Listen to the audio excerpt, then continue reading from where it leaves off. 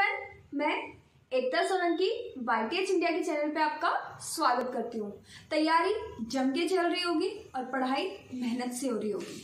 आज की क्लास में हम रेशियो एंड प्रोपोर्शन को वापस से डिस्कस करने वाले हैं। वापस से मतलब रेशियो एंड प्रोपोर्शन के हम पार्ट 2 कर चुके हैं। पार्ट 2 में फर्स्ट पार्ट में हमने डिस्कस करा था कि रेशियो क्या है और सेकंड पार्ट में हमने उसी की प्रैक्टिस करी थी। तो उम्मीद है कि रेशियो यानी कि अनुपात क्या है आपको बिल्कुल समझ आ गया होगा और कभी भी कोई भी क्वेश्चन आएगा कि अनुपात कैसे निकालेंगे तो हम लोग निकाल पाएंगे। हमने अलग अलग मेथड्स देखे थे, जो सा मेथड आपको बेस्ट लगे अपने लिए आप वो चूज कर सकते हो।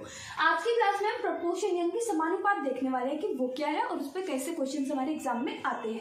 तो सबसे पहले मैं आपसे ये पूछना चाहूंगी, कोई वैल्यू है 3/4 है, 7/8 है, ठीक है।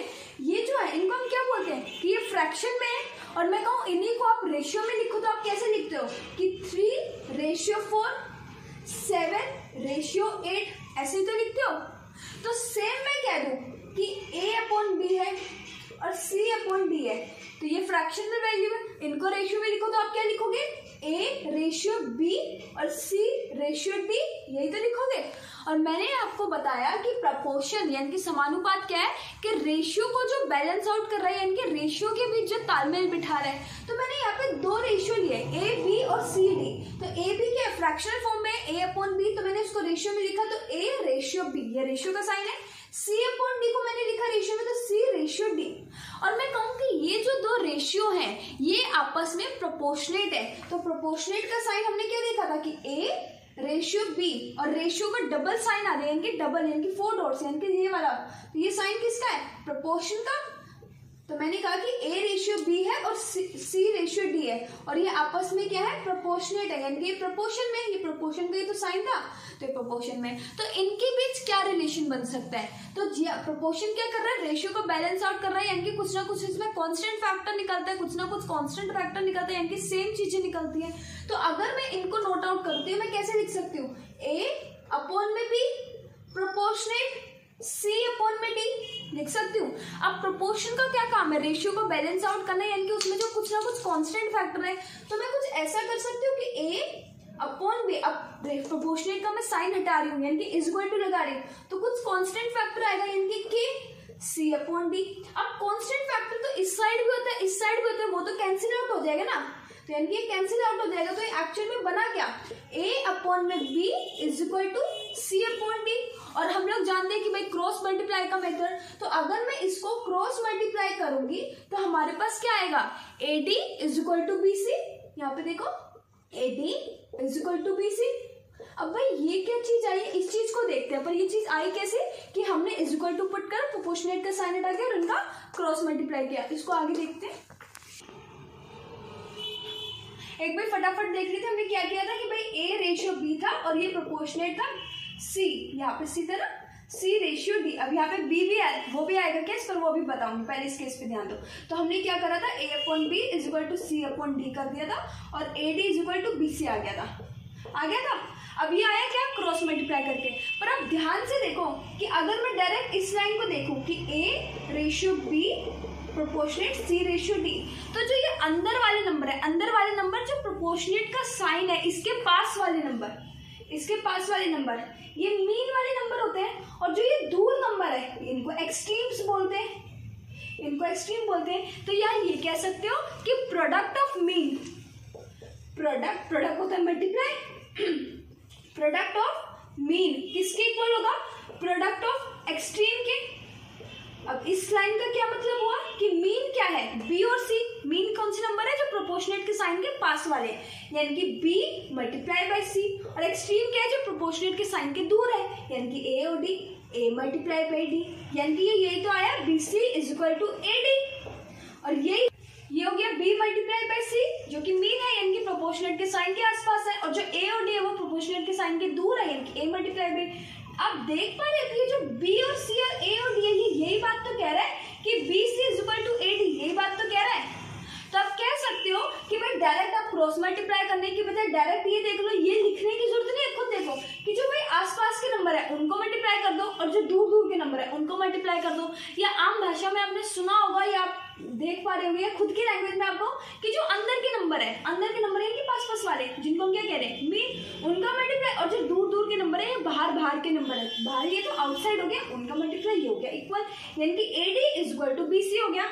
अब AD is equal to BC पे कैसे क्वेश्चन बनते हैं ये देखते हैं। चलो हमने क्या देखा था कि A ratio B proportionate C ratio D। अब ये हमारे पास आ गया था AD और BC। अब ये ABCD है क्या, इस फॉर्म में क्वेश्चन पेपर में आएगा first proportional, second proportional, third proportional, तो फोर्थ प्रोपोर्शनल। प्रोपोर्शनल इसलिए बोल रहे क्योंकि आपस में प्रोपोर्शनेट है, और रेशियो क्या करता है, रेशियो को बैलेंस आउट करने का काम कौन करता है, प्रोपोर्शन, यानी कि उसका साइन है।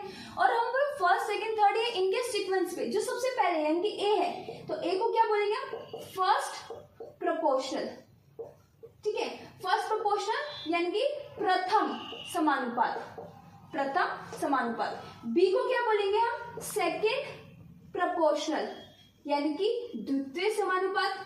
अब जो सीक्वेंस में A B C D है तो A हो गया पहला यानी कि फर्स्ट, B हो गया सेकंड, C हो गया थर्ड, D हो गया फोर्थ, लास्ट में फोर्थ, तो B को सेकंड प्रोपोर्शनल यानी कि द्वितीय प्रोपोर्शनल समानुपात, C को थर्ड प्रोपोर्शनल यानी कि तृतीय, हिंदी में बोल लो या इंग्लिश में, इंग्लिश में होगा तो फर्स्ट, हिंदी में होगा तो प्रथम, इंग्लिश में होगा सेकंड, हिंदी में होगा द्वितीय, इंग्लिश में होगा C क्या होगा थर्ड प्रोपोर्शनल यानी कि तृतीय समानुपात, D को क्या बोलेंगे फोर्थ प्रोपोर्शनल यानी कि चतुर्थीय।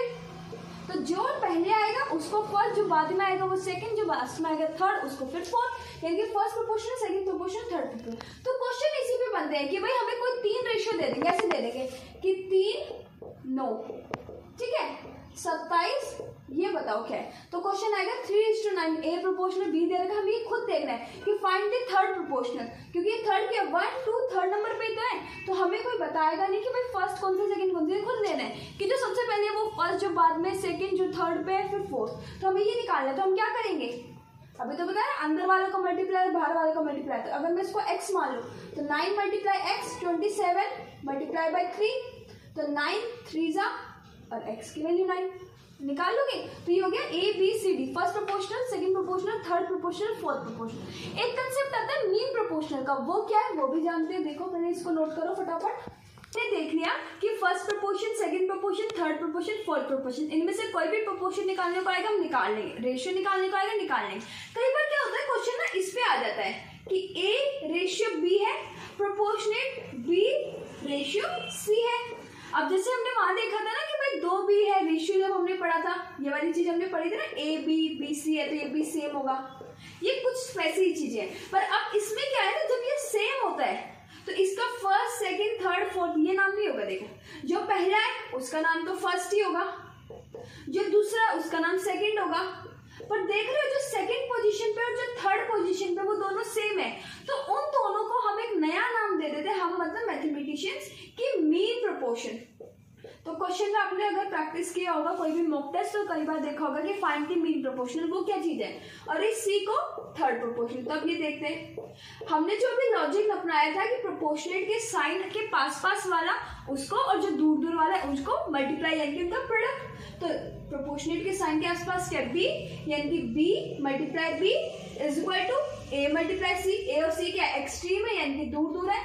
अब इसको भाई क्रॉस मल्टीप्लाई से कर लो, या हम लोग ने देख लिया कि भाई डायरेक्ट कैसे करते हैं, इतना लंबा प्रोसीजर करने की जरूरत नहीं है, तो B मल्टीप्लाई B क्या आ गया B square is equal to AC। तो इस पे आपके बहुत सारे क्वेश्चन बनते हैं, अगर आएगा कि भाई मीन प्रोपोर्शनल बताओ तो ये, और आएगा कि भाई मीन प्रोपोर्शनल यानी कि इस फॉर्म में यानी कि वैल्यू सेम है, तो कई बार आ जाता है कि थर्ड प्रोपोर्शनल निकालो, तो इसी से थर्ड प्रोपोर्शनल का क्या फॉर्मूला बना कि B square upon A is equal to C। और अगर फर्स्ट प्रोपोर्शनल का पूछेंगे तो A का क्या आएगा कि A is equal to B square upon C।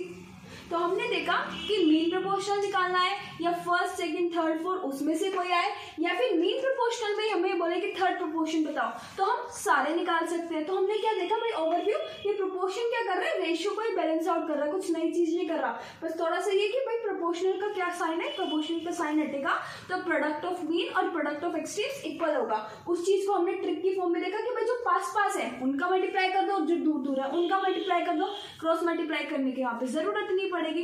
तो उम्मीद है प्रोपोर्शन का भी कंसेप्ट आपके दिमाग में क्लियर हो गया होगा। इस पर चलो नेक्स्ट क्लास में क्वेश्चन करेंगे, इतनी अपनी तैयारी जल्दी करो। Thank you, bye.